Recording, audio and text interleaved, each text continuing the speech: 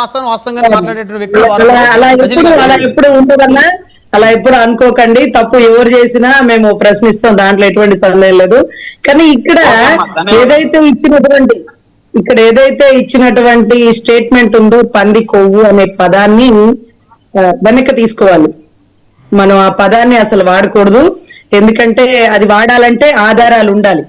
అలా వాడడం వల్ల దేశ విదేశాలలో భారతదేశం తలదించుకుంది.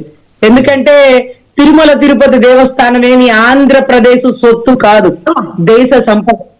ప్రపంచ దేశాలకి ప్రతిరోజు ఇక్కడ నుంచి తిరుమల తిరుపతి లడ్డు పోతుంటే అక్కడ లగేజ్లో కూడా లాగేరండి. తిరుమల ప్రసాదం అనేటప్పటికీ భుజాల మీద మోసుకొని తీసుకువెళ్తారు విదేశస్తులు కూడా. అది స్వామివారి ప్రసాదం అని అక్కడ ఓంకారనాదంతో స్వామివారి నామాలు వేసి ఉంటది ఆ బాక్స్ మీద. ఆ బాక్స్ ని లగేజ్ కౌంటర్ లా కింద పడేరు. అటువంటి ప్రసాదాన్ని మేము సుప్రీంకోర్టుకు వెళ్ళినప్పుడల్లా సీనియర్లు మా నుంచి ఏమి ఎక్స్పెక్ట్ చేయరు. మీరు ఆంధ్ర నుంచి వస్తున్నారు కదా తల్లి, బ్రింగ్ దమ్ ప్రసాదం అంటారు. ఆ ప్రసాదాన్ని మేము చాలా జాగ్రత్తగా తీసుకొని వెళ్ళి వాళ్ళకి ఇస్తాం. ఆ రోజు ఇక్కడ వచ్చినటువంటి ఆంధ్ర రాష్ట్ర స్టేట్మెంట్స్ వల్ల మాకు ఢిల్లీలో ఉన్నటువంటి సద్బ్రాహ్మణులు, ఎందుకంటే ఈ పదాన్ని వాడాల్సి వచ్చింది ఏంటంటే వాళ్ళు పాపం వెల్లుల్లిపాయ కూడా తినరు, దాంట్లో కూడా మసాలా కలిసిపోతుందేమోనని. అలాంటిది మీ రాష్ట్రంలో పంది కొవ్వు అంటున్నారేంటమ్మా, చేప కొవ్వు అంటున్నారేంటి, ఆవు కొవ్వు అంటున్నారేంటి, వాట్స్ గోయింగ్ ఆన్ దేర్ అని వాళ్ళు అక్కడ నిలదీసినారు మమ్మల్ని. లేదండి అదేదో ఎంక్వైరీ జరుగుతుంది. Without an enquiry how you decided? Without an enquiry అతను పట్టుకున్నాడా రేప్ చేసినాడా, రేప్ చేసేసినాడా, how you decided? Without the test. ఆ అమ్మాయికి రేప్ టెస్ట్ చేయకుండా రేప్ చేసేసినాడని ఆ అమ్మాయి చెప్పగానే మీరు రాసేసుకుని ఎత్తి లోపలేయడం కాదు. ఇమీడియట్ గా మెడికల్ హాస్పిటల్లో టెస్ట్ జరగాల. సో ఇక్కడ ఆధారపూర్వకంగా మాట్లాడాల్సినటువంటి మాటని వేగ్గా ఇవ్వడం అయితే ఓకే, జరుగుండొచ్చేమో అనుకుని, అదే నిరూపితం అయితే బాగుండు, కానీ నిరూపితం అవ్వలేదు కదా. ఇప్పుడు పరువు నష్టం ఎవరు వేయాలంటే స్వామివారు వేయాలి. తిరుమల తిరుపతి దేవస్థాన సంస్థానాధిపతులు వెయ్యాలి. నా మీద ఇంట్రా రాజకీయాలు, లేకపోతే నా ప్రసాదంలో కొవ్వు కలిసిందా, క్వాలిటీ తగ్గిందా, ఎవడ్రా మీరు? మీ బాబు సొమ్మ తీసుకొచ్చి మాకు లడ్డు తయారు చేస్తున్నారా? నా భక్తులు ఇచ్చిన విరాళాలే కదా, నా భక్తులు ఇచ్చినటువంటి హుండీలో వేసిన డబ్బులే కదా. ఆ డబ్బులేమి ఎలా వేస్తారో తెలుసా? ఈ స్వామి వారికి ఎదురు నడుస్తారు, ఎండల్లో వానల్లో జోలు పట్టుకుని నడుస్తారు. ఆ వచ్చిన డబ్బుల్ని హుండీలో వేసి ఆయన డబ్బుల్ని ఆయన లడ్డూకు వాడుతున్నారా, ఎస్వి యూనివర్సిటీకి వాడుతున్నారా, స్విమ్స్ హాస్పిటల్కి వాడుతున్నారా, ఎన్ని బాగోగులకు వాడుతున్నారో. నా సొమ్ము తింటా నాలో క్వాలిటీ అంటే లడ్డూ ప్రసాదంలో క్వాలిటీ తగ్గించడానికి మీరెవరు, హూ ఆర్ యూ అని స్వామివారు అడగాలి బహుశా. ఎందుకంటే అది చాలా మనసు నొచ్చుకున్న పరిస్థితులు ఆ టైంలో. బహుశా అదే నిజమైతే బాగుండు, ఏకి అవతల పడేసి ఉండే వాళ్ళని ఒక్కొక్కడిని.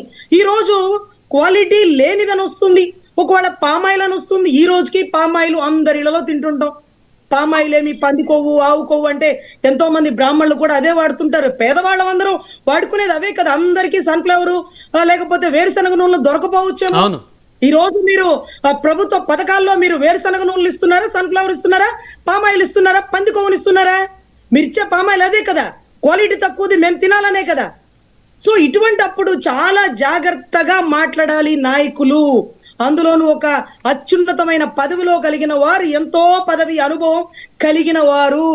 స్వామి వారి మీద నిందారోపణలు వేయడం కరెక్ట్ కాదు. ఇప్పుడు స్టెప్ బై స్టెప్ నిరూపితం అవుతుంది. ఇవాళ ఒకటి రేపు ఒకటి వెలుగులోకి వస్తుంది. అసలు ఆ కేసు వేసింది ఎవరు, ఎవరి హయాంలో కేసులు వేశారు? అసలు $900 డబ్బు పోయిందని ఎవరు వేసినారు?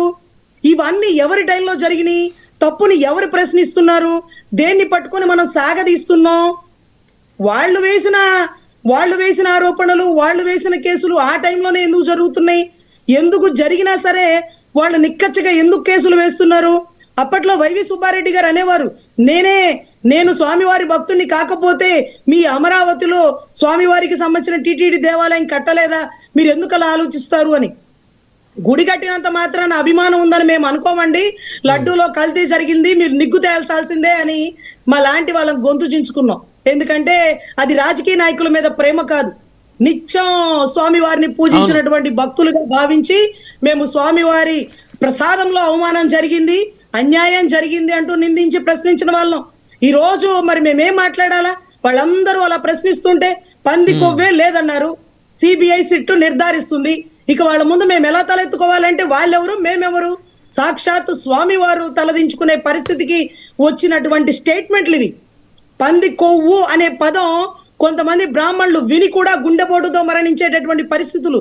ఎందుకంటే వాళ్ళు ఏ రోజు ఏమి నీచు తాకము, నీచు అనే పదాన్ని వాడతారు.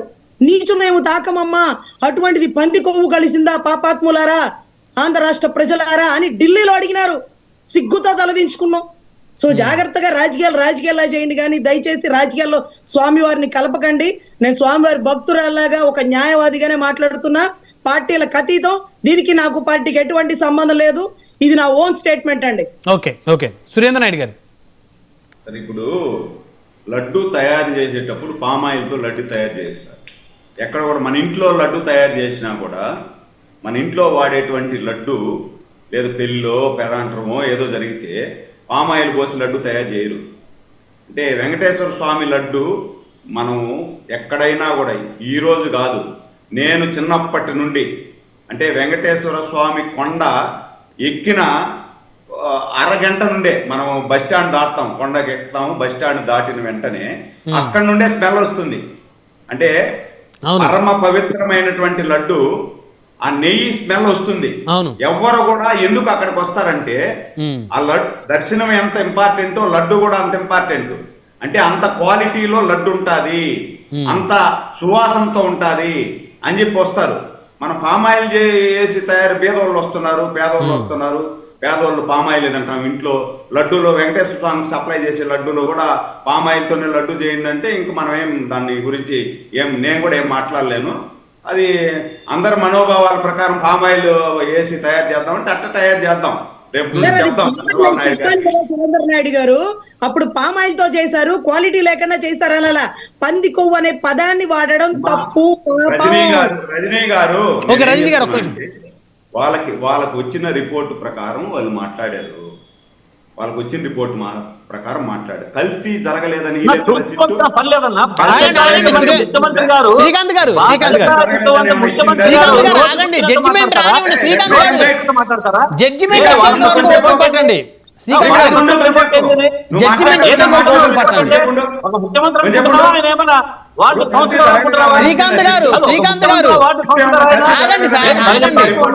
శ్రీకాంత్ గారు జడ్జిమెంట్ వచ్చే వరకు ఓపిక పట్టండి దయచేసి.